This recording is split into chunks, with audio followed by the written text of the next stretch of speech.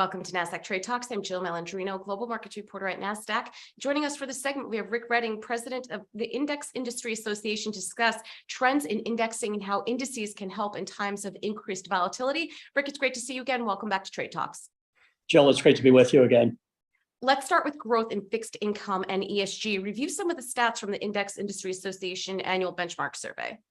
Yeah, so that's where investors and asset managers are asking index providers to spend a lot of their time. If you look over the last 2 years, ESG indexes have grown by about 85%, and the number of them that are being provided. So never seen anything like that in the history of since we've been doing these market surveys. So incredible growth all across the globe. It's pretty much evenly distributed across the globe.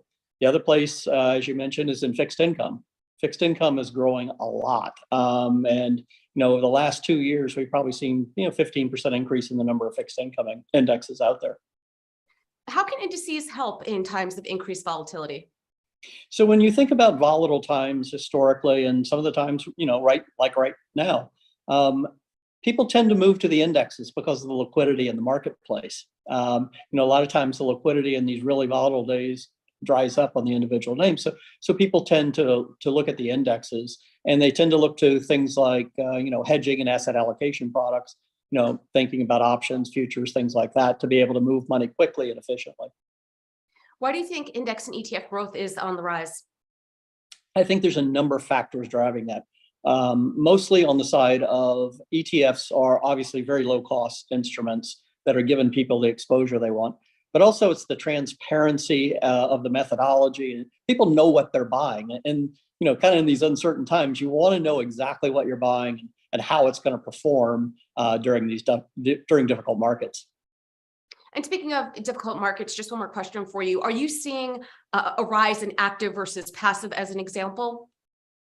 If you start to look at some of the studies that are out there, passive investing has really become a lot more mainstream than we ever have seen in the past. And some people are saying that more flows are heading in that direction.